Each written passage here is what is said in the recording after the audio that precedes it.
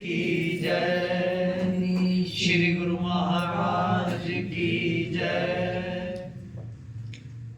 गुरु भगवान के पावन सानिध्य में उपस्थित आचार्य वृंद, संत वृंद, मेरे गुरु महाराज जी की प्यारे साध संगत जी, आप परम ज्ञान मंडल गुरु महाराज जी के आदर्शों की पूर्ति में, स्वधर्म के पालन में, अपने तन मन धन को समर्पित करने के लिए प्रत्येक वर्ष गुरुदेव के श्री चरणों में सत्संग भंडारे के माध्यम से अपने भाव समर्पित करते हैं। बहुत अच्छी बात। दुनिया में हजारों कार्य होते हैं, लेकिन सत्व भाव से किया हुआ कार्य आत्म कल्याण में सहायक कार्य जीवन में सुख और आनंद को देने वाला होता है। थोड़ी से ही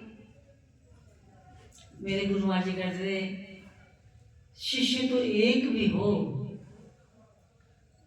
तो गुरुदेव की यशकीर्ति को बहुत ऊंचे शिखर पे ले जाता है, और भीड़ जमा करनी हो तो दूसरी बात है। मैं रांची में कह ही रही थी कि महाराज जी ने कुछ ज्ञान भक्ति विवेक वैराग्य के भावों को मत के कुछ मक्खन निकाला, जो कुछ सच्चे सुच्चे भक्तों के रूप में आज भी गुरुदेव की यशकीर्ति को सुरक्षित रखे हुए। अग्नि में अगर एक भी चिंगारी हो, नष्ट ना हो, तो अग्नि जलाई जा सकती है। हम लोग पुरुषार्थ परमार्थ करते रहे जितनी हमारी सामर्थ्य है, तो उसके द्वारा हमको जो प्राप्त है, इसका नाम सत्संग है। अभी तक उसी की चर्चा संत लोग, आचार्य लोग कर रहे थे कि सत्संगति का क्या महत्व है। बहुत दिव्य बात कही कि सत्संग अंतर मन के अभ्यंतर मैल को नष्ट करने के लिए सत्संग रूपी डंडा लगता रहता है। बकरी को घास चरने की आदत कब बंद हुई? जब डंडा सामने था।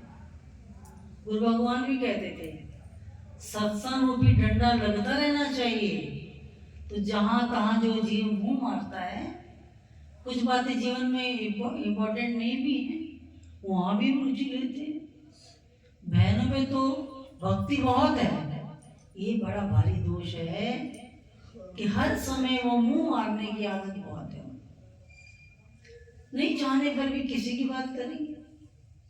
वो जो मुंह मारने की आदत है, वो सत्संग रूपी डंडा लगता रहे तो खत्म हो सकती है। इसलिए सत्संग किसी महफिल का नाम भी नहीं है। अपने मन को सत्व भाव से जोड़ देना ही सत्संग है। चाहे तुम किसी महफिल में बैठे हो या एकांत में अपने कमरे में, अपने घर में। इसलिए अभ्यंतर शुचि के लिए, मन के विकारों को धोने के लिए सत्संग का साधन रखा गया यहाँ गुरु महाराज जी के द्वारा। और हमारे गुरु महाराज जी तो सदैव एक ही बात कहते थे, जब तक तुम्हारा अंतःकरण शुद्ध नहीं है, तब तक तुम कभी भी कल्पना मत करना कि तुम्हें आत्म साक्षात्कार होगा या भगवत प्राप्ति होगी। भगवान की बातों को, लीलाओं को सुनने का, श्रवण करने का, कहने का एक ही मतलब होता है कि हमारा मन उन दिव्य भावों में खो जाए। कब खोएगा? जब मन शुद्ध होगा, पवित्र होगा, तो उसको आनंद आएगा। नहीं तो रस्म अदायगी होती है, तन और कहीं मन और कहीं, भक्ति की ये तो रीत नहीं है। गुरुमा जी भजन सुनते थे हमसे, कहे दास तो अंदर काला है, बाहर से गुरु काला है, कहता कुछ है करता कुछ है, तू बाहर भीतर एक नहीं। बाहर भीतर एक होने का नाम इष्ट के नजदीक उपासना करना है। अब बाहर की बातों में ज्यादा चित्त जाता है, अंतर की ओर नहीं जाता।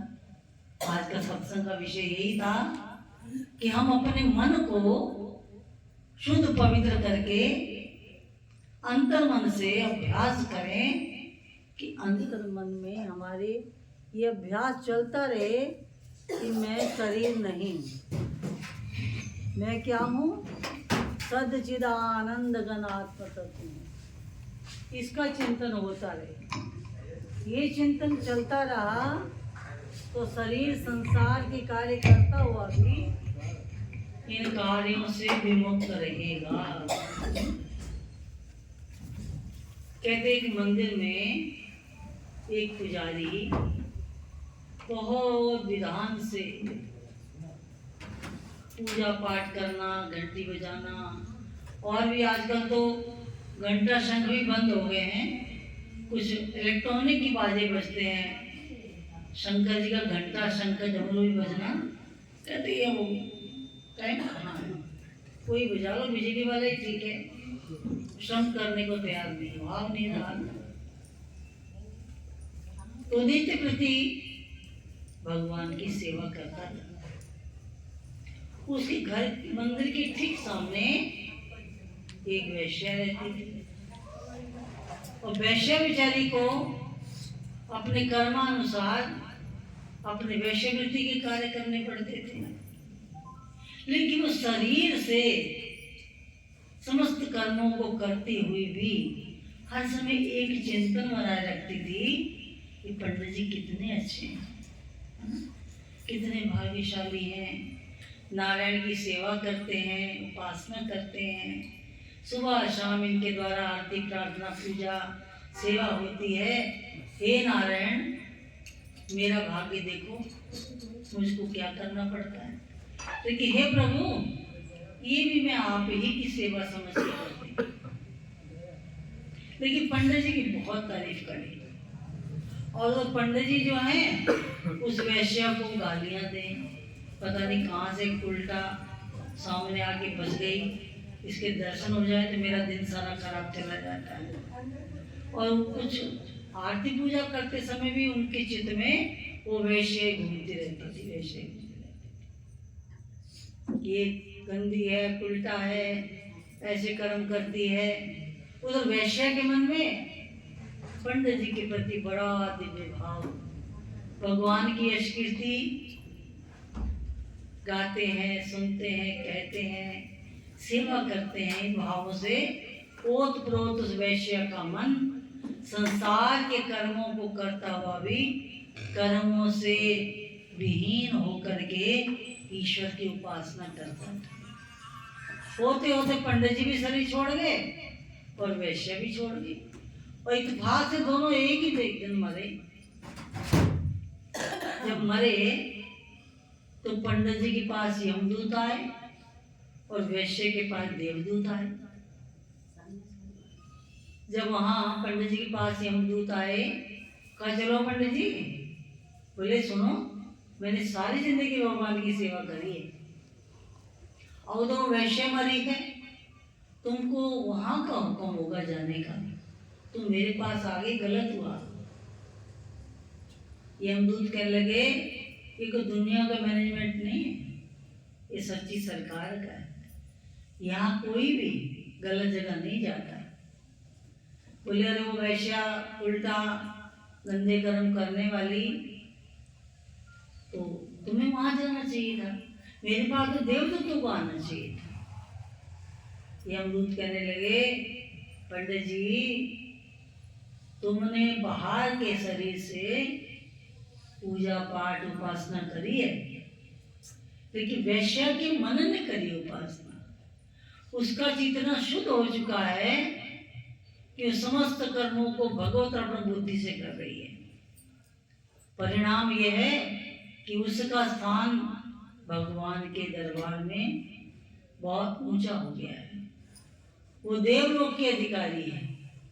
और तुम्हारे शरीर में कर्म करे थे, तुम्हारे शरीर को लोग ले जा रहे हैं, हजारों फूल मालाएं चढ़ रही हैं, पंडित जी बने, इतने बड़े पंडित जी, इतने विद्वान हैं, तो इनके शरीर को चंदन से जलाओ, देसी घी से जलाओ, और वैश्य को लोग पत्थर मार रहे हैं। तो शरीर की बात अलग होती, ईश्वर के दरबार में हमारा अंतःकरण ही साथ जाएगा, मन ही साथ जाएगा। बाकी सब ये बाहर की क्रियाएं थोड़ा बहुत पुण्य देंगी, ये भी खाली नहीं जाता। ईश्वर के लिए तुम कुछ भी करोगे, वो किए हुए कर्म निष्फल कभी नहीं जाते। थोड़ा सा दान, थोड़ा सा पूजन, थोड़ा सा यज्ञ भी आपको बड़ी ऊंची जगह ले जा सकता है। लेकिन मन से करिए उपासना, इष्ट के निज स्वरूप में मिला देते जीव को, जो उनका सदचिद आनंद स्वरूप है। इसलिए भाई, अंदर की उपासना, अंदर के कार्य करने में लोग रुचि कम लेते हैं। बाहर का प्रदर्शन जितना हो उसमें बड़ी रुचि है ना? क्योंकि बाहर से लोग हमको ख्याति मिलती है करने से। अरे बड़ा भगत है, बड़ा संत है, ऐसा है वैसा है, बड़ी उसकी। आप देखो ना, कुंभ हो रहा है, मार्च में चर्चा छेड़ी थी अभी, है ना? और बड़े बड़े पोस्टर, बड़े बड़े पंपलेट, बड़ी बड़ी स्कृतियाँ जिनकी वहाँ दिखाई जाएंगी, वो अंदर से कैसे हैं उन्हीं को पता होगा। सुनने में तो ये आता है, ये सब तंत्र मंत्र ये सब करते हैं, लोगों को ठगते हैं, और यहाँ बड़े बड़े पंपलेटों में। हमारे रंजनी अखाड़े के आचार्य जी को भी लोगों ने कहा, बाकी सब आचार्यों की बड़ी बड़ी मूर्तियाँ लगी हैं, आचार्य जी आपकी मूर्ति कहीं नहीं देखी। तो बड़े मजाकिया हैं, बोले मुझे अभी खम्भे में टंगने का शौक नहीं है।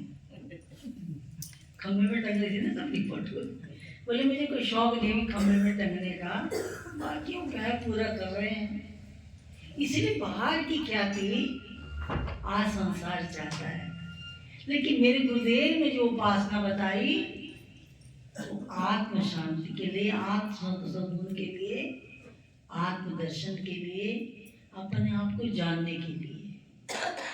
आज विषय बड़ा अच्छा उठाया। जब तक अपने आप को नहीं जानेंगे तो हमको क्या पता हम क्या है। और जब ये यात्रा पूर्ण होगी फिर ये मन ही तो चलेगा, है ना? धर्मान को बचती जीवे का शरीर जो है चिता में चला जाएगा, सखा जो है शमशान तक जाएंगे, पत्नी जरा द्वार तक जाएगी, और जो धन ऐश्वर्य तुम्हारा पशु धन इत्यादि में सब यही रह जाएगा। हमारे साथ क्या जाएगा? केवल हमारा धर्म। हम अपने धर्म में कितने निपुण हैं। अब आप लोग गुरुमुख हैं, महाराज जी के दिए वचन के अनुसार गुरुमुख धर्म का पालन कर रहे हो, बड़ी अच्छी बात है। लेकिन महाराज जी कहते थे इसके साथ साथ कि गुरु को भी समझ लो तो बहुत कल्याण हो जाएगा। तुम जिस शरीर को गुरु कह रहे हो, केवल यही थोड़ा गुरु है। गुरु तो मेरी वाणी है, जो मैं कहता हूँ उसको जो मानेगा वही जानेगा गुरु तत्व क्या है। इसलिए गुरु महाराज केवल ऐसी लीलाएं करते थे कि उस संसार को समझ नहीं आती थी। पंजाब में एक रत्नो माता थी, रत्नो माता, तो बहुत प्रेमी थी महाराज जी की। बल्कि एक बार गुरु महाराज जी कहने लगे उसको स्वप्न में आके, रत्नो शरीर छूटने से पहले एक बार आगे मुझे मिल जा। तो मैं उनके घर गई हुई थी, तो कहती बहन जी एक बार मुझे ब्रह्मपुरी ले चलो। एक बार मुझे परम पुरी के दर्शन करा दो, अब तो मुझे परम प्रभु ने बुलाया है। और सचमुच वो समाधि में गई, उसको आवाज आई, महाराज जी कहने लगे रत्नो तू आ गई, बहुत अच्छा किया, मेरा मन था। उसके बाद शरीर भी छोड़ दिया उन्होंने। तो उनके घर में महाराज जी विश्राम कर रहे थे, साधन विहीन अवस्थाएं थी वो। तो कह लगी सवेरे से मैं उठी तो कोयले की अंगीठी जलाई कि गुरु भगवान के स्नान के लिए जल तैयार कर लिया जाए। महात्मा लोग उनके सामने के किसी किसी घर में सोए हुए थे। तो मैंने कहा मैं पानी कब तक गर्म रह सकता है, तब तक मैं देखूं महाराज जी उठे तो नहीं, अभी हमारे सोए हैं। कहते मैं धीरे से दरवाजा खोला और मैंने कमरे में झांका तो क्या देखा मैंने, गुरु महाराज जी की बाजू कहीं पड़ी है, दूसरी बाजू कहीं पड़ी है, पैर कहीं पड़े हैं, सिर अलग है। बोले मैं देखा तो मैं कांपने लगी। मैंने कहा गुरु महाराज जी को रातों रात क्या हो गया, और घबरा करके स्वामी जी के पास गई वो। तो स्वामी ने उनको बहन बनाया हुआ था कि महात्मा जी, भाई साहब कह देते हैं केवल, महाराज जी को क्या हो गया, मैं बता नहीं सकती हूँ क्या हो गया। बोले क्या हुआ, बोले महाराज जी को चल के देखो तो सही, महाराज ने कोई बढ़ गया रहती, पंजाबी में कहते काट गया, बेचारी को यही समझ आया। स्वामी बोले क्या बात करती है, गुरु महाराज जी को कुछ हो सकता है। और जब स्वामी जी गए तब तक गुरु महाराज जी अपने स्वरूप में आ गए थे। मुझे परमपुरी में भी मुनि जी हैं, उन्होंने एक बार कहा था कि बहन जी आप लोग तो सब चले गए थोड़ा सोने के लिए, तो 2 बजे से लेके 4 बजे तक मैं बैठा। ठीक 2:30-3 बजे महाराज जी अपने पलंग से इतना ऊंचा उड़ गए और मैं डर के मारे कुछ बोला नहीं, अपने आप को ढक लिया कि ऐसा तो नहीं गुरु महाराज जी के, तो मेरी ये सब लीलाएं कैसे देखता है। तो जब तक स्वामी ने जाके देखा तो गुरु महाराज जी पुनः बड़े बढ़िया से अपने आसन में बैठे थे। तो जैसे रत्नों ने जाके प्रणाम किया तो वो पड़ी चिपक के कहते महाराज जी की लीला दिखाई। बोले लीला ये दिखाई कि शरीर तो कई जगह मेरे कार्य करने जाता है, इसको शरीर को भी मुझे केवल ही भिन्न भिन्न भक्तों की सेवाओं में भेजना पड़ता है ना। जैसे परमपुरी में परम सेवानंद जी जो यहाँ गांव के संत थे, जिनको लिट्टी बाबा भी कहते थे, जब उनका शरीर छूटना था तो शरीर छूटने में बड़ी दिक्कत आ रही थी। हम सब वहीं थे। महाराज जी कमरे में आए, बोले उसको एक बार गए गुरु भगवान, उसकी स्थिति देखी तो जो बच्चा कपिल सेवा में था वो लड़का, उनको कहा कि बाबा कष्ट में है, सब बैठ के नाम जपो, गीता पढ़ो, कुछ करो ऐसा। लेकिन तभी वो मुक्ति नहीं पा रहे थे। लेकिन गुरु महाराज जी कमरे में गए और गुरु महाराज जी को तेज बुखार चढ़ गया, एकदम बहुत तेज बुखार चढ़, अभी ठीक ठाक थे, अभी बुखार चढ़ गया, क्या हो गया। तो वहाँ फिर महाराज जी को बुखार चढ़ने के बाद ब्रह्म सेवानंद जी का शरीर छूट गया। उसके बाद गुरु महाराज जी का बुखार भी छूट गया। तो किसी ने हिम्मत करके पूछा महाराज जी एकदम बुखार हो गया, क्या करूं। उसको शरीर छोड़ने में बहुत कष्ट हो रहा था, कुछ कष्ट गुरु के नाते मुझे भी तो लेना था, इसलिए ऐसा किया। बोलो परमपुरी भगवान की जय। तो गुरु भगवान शरीर के कष्ट भी अपने कर लेते हैं हम सबकी, लेकिन उन्होंने केवल ही बोध कराया कि मैं केवल शरीर नहीं हूँ, मुझको जानना है तो अपने अंतःकरण को बहुत सौम्य, सुंदर, पवित्र, इतना ऊंचा बनाना कि वहाँ दूसरा कोई ना रहे।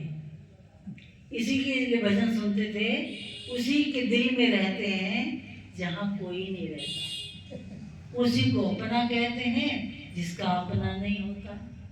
सहारे और हों जिनके, सहारा वो नहीं देते। मोहब्बत जिसको देते हैं उसे कुछ और नहीं देते। ऐसा गुरु महाराज जी केवल भजन सुनते थे हम लोगों से। तो महाराज जी कहते थे जहाँ कोई नहीं रहता फिर वहां मैं रहता हूँ। जब महाराज जी रहते हैं तो महाराज जी के रहने पर तो फिर समझो सचमुच वो आनंद रूप हो ही गया। उसके लिए अंतःकरण शुद्ध करना जरूरी है। बाहर के लिए हम लोग करते हैं कुछ प्रपंच भी कर बैठते हैं, भक्ति में भी प्रपंच कर बैठते हैं, है ना?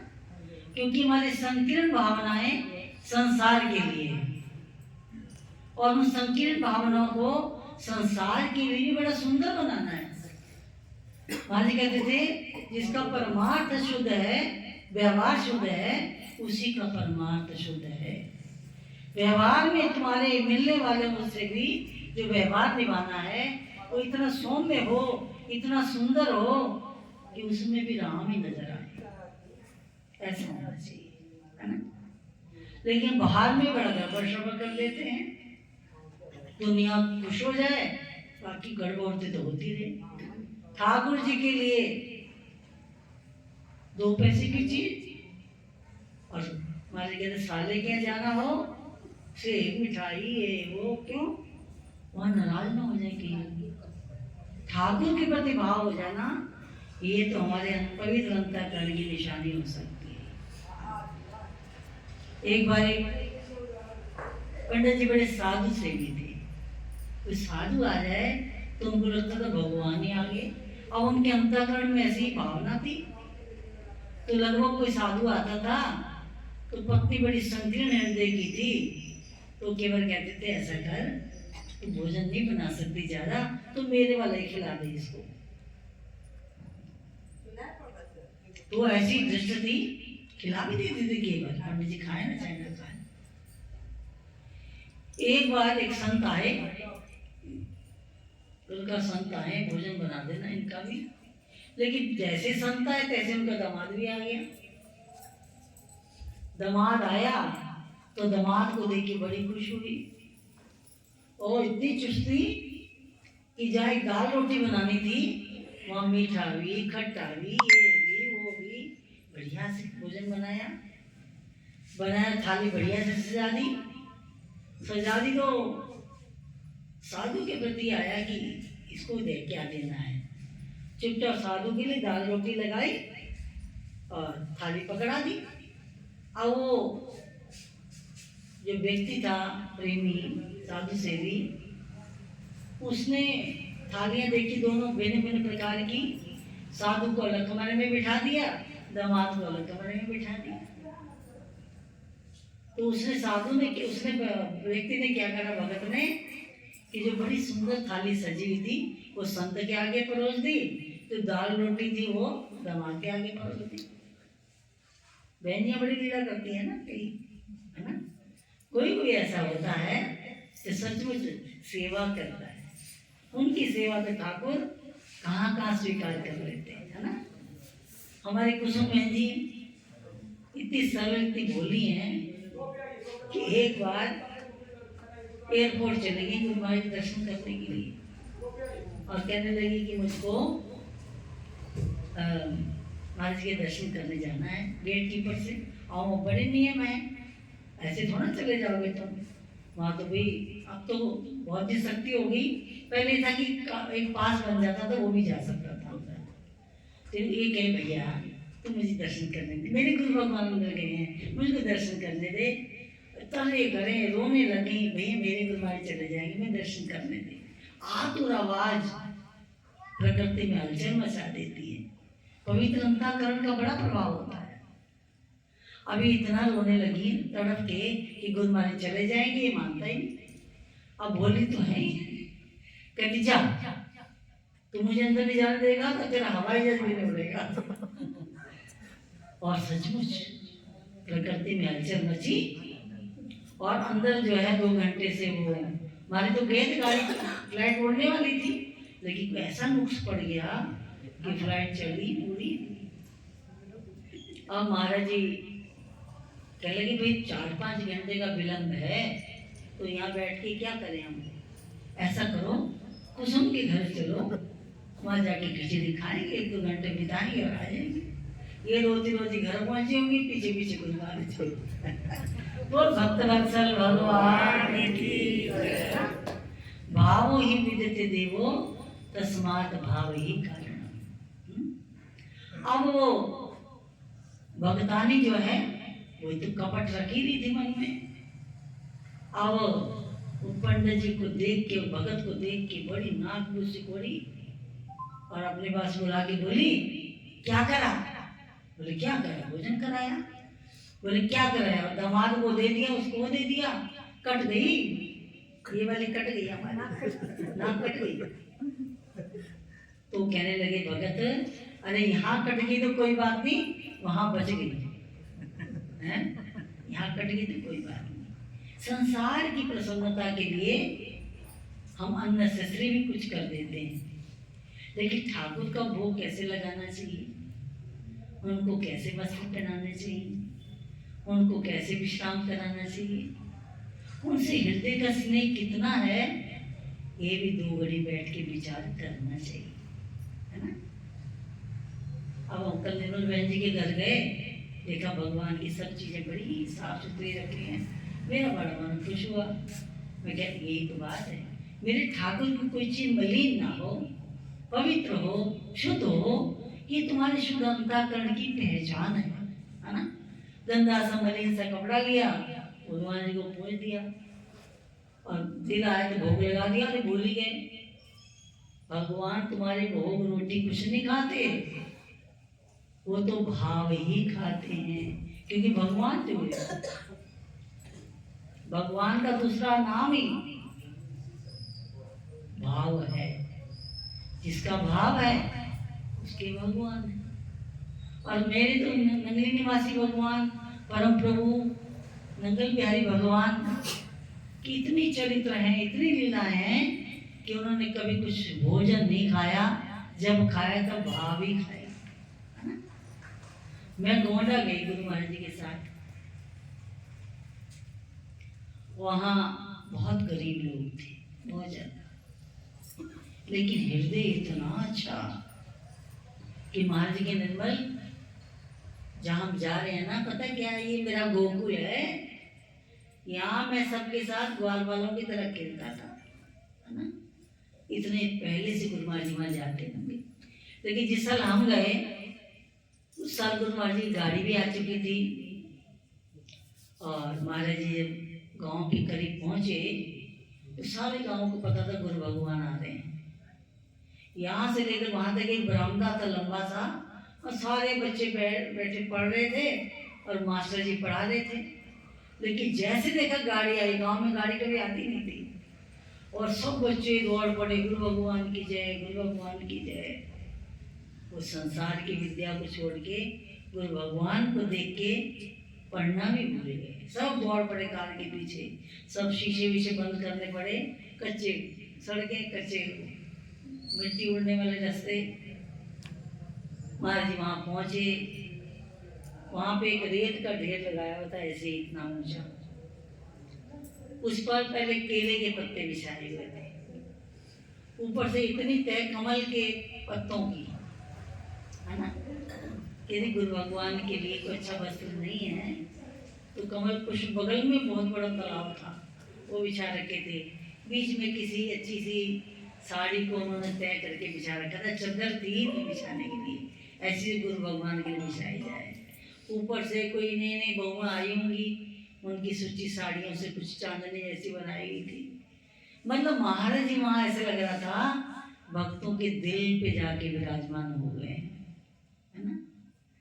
और जहाँ बैठ के भोग लगाया उस गांव के अच्छे जमींदार थे वो, लेकिन उनके गांव घर में भी एक तरफ वो गेहूं रखने वाला पात्र गोबर से लिपा हुआ, और उसी के बगल में गुरु भगवान नीचे विराजमान हुए। तो गांव के सब लोग जब फसल में कभी सब्जी उगती थी तो खाते थे, बाजार से खरीद के लाने की हिम्मत नहीं थी। तो गुरु भगवान आए हैं, इसलिए अपने घरों में उन्होंने एक एक पात्र भी नया खरीदा, कोई सब्जी भी बनाई, है ना। तो जिनके घर गुरु भगवान गए थे वो एक एल्युमिनियम की परात लेके आए थे, और उस परात में एक तरफ चावल लगा दिए, एक तरफ दाल लगा दी, और ऊपर से इतना सारा घी डाला हुआ था। कब से जोड़ जाड़ के रखा होगा, कैसा भाव रखते हैं। और सब अपनी कटोरियां लेके ऐसे उस परात के ऊपर लगा दी, और गुरु महाराज जी ने सबके भोग जो आए थे थोड़ा थोड़ा थोड़ा खाया। अयोध्या में इंजेक्शन लेके आए कि आज जो गुरु भगवान भोग लगा रहे हैं तो शुगर पता नहीं कहाँ पहुँच जाएगा। महाराज बोले देख आज कोई इंजेक्शन नहीं लेंगे हम, आज हम प्रेमियों का प्रसाद पा रहे हैं, उनका भाव खा रहे हैं, कुछ नहीं होने वाला शुगर से। और महाराज ने बढ़िया से देसी घी डाले हुए दाल चावल हाथ से खाए, जैसा उनका मन था कि गुरु भगवान ऐसे भोग लगाए। उसके बाद वो अपनी अपनी कटोरी सब उठा के ले गए। मैं देखती रह गई, मैंने ऐसा माहौल कभी देखा ही नहीं था। अपनी कटोरी उठा के ले गए और सब अपने घर जाके इतना इतना इतना इतना सब ने लिया के प्रसाद है। तो उसके बाद शुगर चेक किया गया, कोई शुगर बढ़ने की बजाय नहीं निकला और भी ना। तो भाव से दिया हुआ भोग महाराज जी को तब भी स्वीकार था, आज भी स्वीकार है। बल्कि कह रहे थे बच्चे ये तो तुमने यही देखा, एक आगे और गांव है, वो लोग बड़े गरीब है। मेरे गुरुमा जी गरीब निवाज थे, है ना। मैं रांची में भी चर्चा करी कि अगर एक से एक महाराज जी के तो सुविज्ञ महान विद्वान श्री नवीन निवासी भगवान जी के शिष्य एक से एक बढ़ के थे। आज भी उनके आश्रमों में बहुत कुछ संपदाएं उपलब्ध हैं, सब पर गुरुदेव की कृपा है। लेकिन परमहंस महाराज ने हमारे गुरुदेव भगवान को, परम प्रभु को बिहार के लिए चुना, तो महाराज जी ने ही यहाँ जन जन के पास जाके कैसे कैसे सबकी भावनाएं पूर्ति करी, है ना। कई कंधे पे पलंग में ले जा रहे हैं, कोई साइकिल में बिठा के ले जा रहा है, कोई कैसे ले जा रहा है। महाराज जी भाव ही प्रिय थे, क्योंकि महाराज जी के भाव की चर्चा तो आज भी जगह जगह लोग करते हैं। मैं गया, मेरी तो हिम्मत नहीं थी कि मैं भोग प्रसाद ला सकूं। मैं गया तो मन में आया कि आज संतरे का सीजन चला है, तो एक संतरा महाराज जी मुझे भी दे देते तो बड़ा अच्छा होता। लेकिन महाराज जी सबको बांट रहे थे केले। जब वो भगत सामने आया तो उसको संतरा दिया, तो रो पड़ा कि मारे पीछे हाथ घुमाया, तो वो संतरे वाला लिफाफा दो भाई, ये बच्चा संतरा चाहता है, इसको संतरा देना। मतलब छोटी छोटी बातें भी, बड़ी बड़ी बातें, एक से एक बड़ी बात महाराज जी। तो बोले उस गांव में तो लोग मिट्टी से नहाते हैं बच्ची, नदी के किनारे, है ना। पर जब मैं जाता हूँ तो मेरे लिए साबुन लाते हैं कि गुरु भगवान नहाएंगे, फिर वो मुझे नहलाते हैं इसी नदी के किनारे लाके। अब तो मैं वहाँ नहीं जाता हूँ, अब शरीर वैसा नहीं रहा, तो नहलाते थे मुझे और साबुन को रख लेते थे। पूरे गांव में जिसको बुखार होता था वो साबुन का डॉक्टर होता था। जिसको बुखार चढ़ा, कोई बच्चा बीमार हो गया, कुछ हो गया, इस साबुन से नहला दो, वो ठीक हो जाएगा। ऐसे भक्तवत्सल भगवान हमारे गुरुदेव भगवान, और ऐसे गुरु महाराज जी को पा करके जहाँ इतने छोटे छोटे भावों को भी स्वीकार करते हैं, वहाँ इतनी विशुद्ध बात भी बताई कि बेटा मैं तुम्हारे बीच में इसलिए आया कि तुम मुझे अति प्रिय हो, हरि कृपा कर जन्म दियो जग मात पिता द्वारे, और उनसे अधिक मेरे सदगुरु जी हैं जो भव निधि से तवारे। मैं चाहता हूँ संसार में दुखी दुख हैं, तुम दुखों से छूट जाओ, सुख और आनंद को प्राप्त हो जाओ। थोड़ा थोड़ा कोशिश करो, करोगे तो निश्चय ही हमें ये अनुभूति होगी। जैसा ज्ञान सेवानंद जी कह रहे थे कि थोड़ा बहुत नियम भजन अभ्यास का, नाम जप का बनाना चाहिए। हम खाली समय में कुछ ना करें, या जब समय हो तो उसका सदुपयोग करें। जहाँ तक हो सकता है संसार की चर्चा हमको करनी पड़ती है, क्योंकि हम संसार में रहते हुए नाना प्रकार से हानि लाभ जस अपजस मिलन जुदाई सुख दुख इत्यादि कई प्रपंचों से घिरे हुए हैं। घिरे हैं तो कोई मीत प्रीत मिलता है तो कोई न कोई बात कर बैठते हैं, पर जहाँ तक हो सके इन बातों को भी गुरु भगवान पर छोड़ देना सीखना चाहिए। वही करते हैं सब कुछ। बड़ी विकट परिस्थितियां आ जाएं तो जब गुरुदेव से ही कहा जाए तो गुरुदेव अपना और ऐसे ऐसे लोगों की परिस्थितियां मानने सुलटा दी इसकी हम कल्पना भी नहीं कर सकते, है ना। वो गज वाली आवाज नहीं थी तो कौन सी आवाज थी। एक यूपी में एक जगह है, वहां पे एक भगत थे महाराज जी की। बहुत पहले शायद भाई साहब भवन जी के संपर्क में आके उन्होंने दीक्षा ली थी। अब दीक्षा ली तो वो साहब थे, वो जरा दूसरे छोटे कुछ कार्य में करता होंगे। दीक्षा लेके काफी समय तक वो नहीं मिल पाए महाराज जी से। 5-7 साल में सुना है कि वो भगत जी का भी शरीर छूट गया, जिसने दीक्षा ली थी, पत्नी ने भी ली थी। शरीर छूट गया और गुरु महाराज जी को वहीं पता लग गया।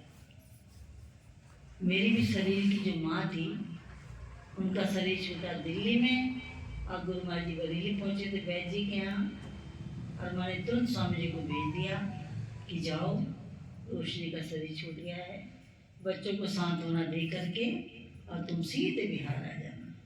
बोले महाराज जी को हर घड़ी हर पल अपने सब बच्चों का पता रहता है कि वो कैसे हैं, कहाँ हैं, किस हालत में, लेकिन किनका जो हृदय से जुड़े भी रहते हैं।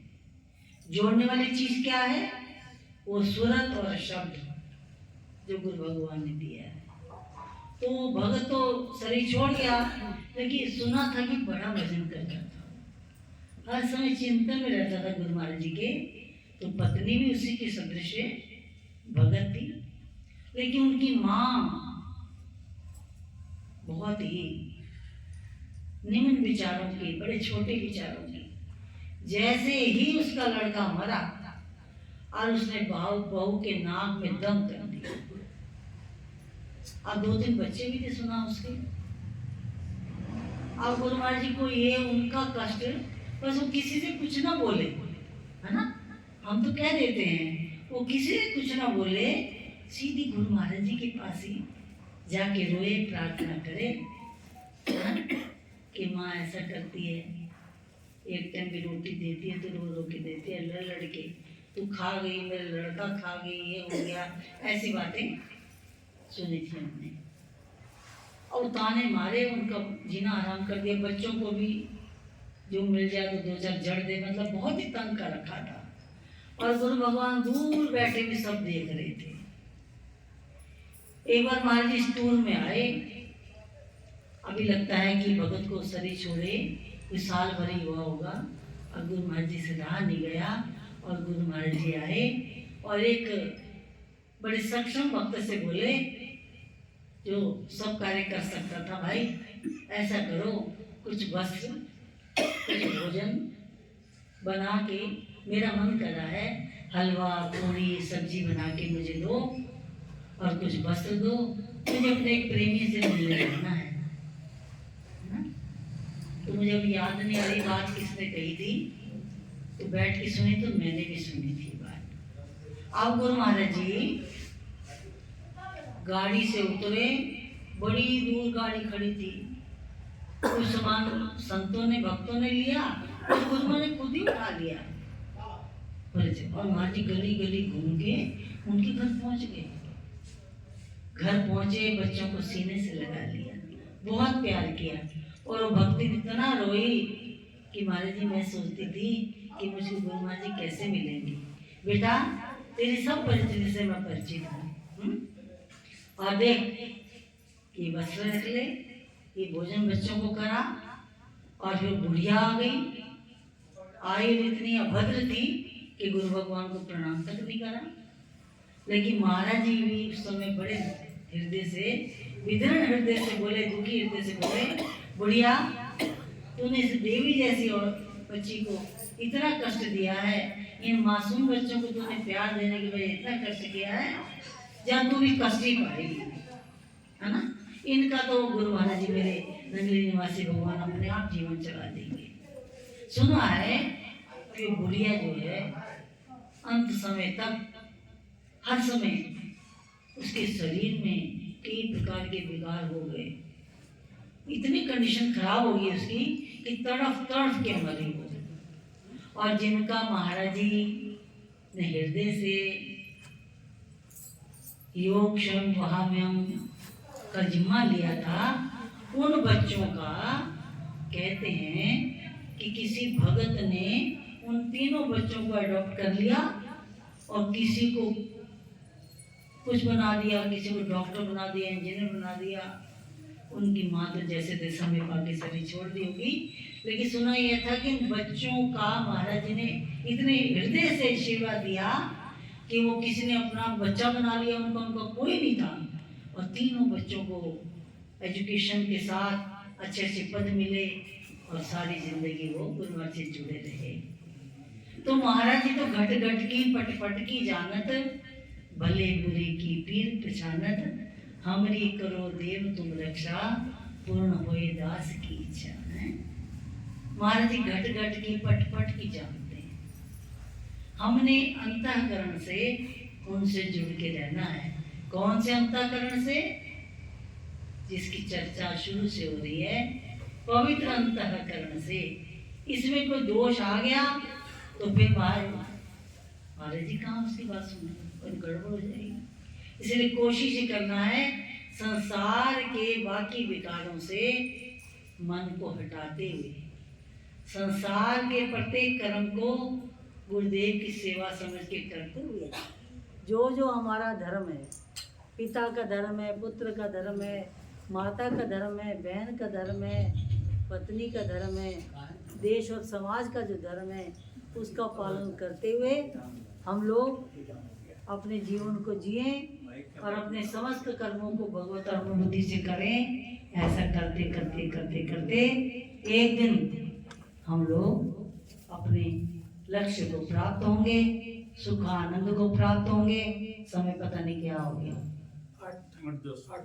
चलो 8 बजे का टाइम था, 10 मिनट फालतू हो गए। कल पुनः हम फिर गुरुदेव के चरणों में आएंगे, प्रार्थना करेंगे, उनकी महिमा सुनेंगे जितेंद्र जी से, और गुरु महाराज जी की यशकीर्ति में अपने आप को कुर्बान कर देना। प्रत्येक गुरुमुख का ये धर्म है। और गुरु गोविंद सिंह जी ने कहा था 1.25 लाख से 1 लड़ाऊं तो तब गुरु गोविंद सिंह कहना है। तो 5 प्यारों ने धर्म ध्वजा फहरा दी थी, है ना। शिष्य जो है वो डंडा होता है और फिर गुरु झंडा होता है, तभी झंडा लहराया जाता है। तुम लोग भी मजबूत डंडा बनो तो गुरु भगवान का झंडा हमेशा लहराता रहेगा। और हृदय से एक करें, शरीर आसमाते हैं, मन से करें तो प्रकृति ऐसा प्रबंध करती है जैसे उन बालकों का महाराज जी ने करवाया। ठीक है, बोल इतने कह के मैं गुरु भगवान के चरणों में प्रणाम करती हूँ। बोलो आनंद कंद सच्चिदानंद भगवान की जय, साचे दरबार की जय, ज्ञान श्री परमहंस जी महाराज की जय, नंगली निवासी भगवान की जय, नंगल बिहारी महाराज की जय, श्री परमपुरी सरकार की जय, बाबा जी महाराज की जय, स्वामी जी महाराज की जय। नमः पार्वती पते हर हर हर महादेव। हरि ओम। पूर्णमदा पूर्णमिदं पूर्णात् पूर्णमुदच्यते पूर्णस्य पूर्णमादाय पूर्णमेवावशिष्यते। ओम शांति शांति।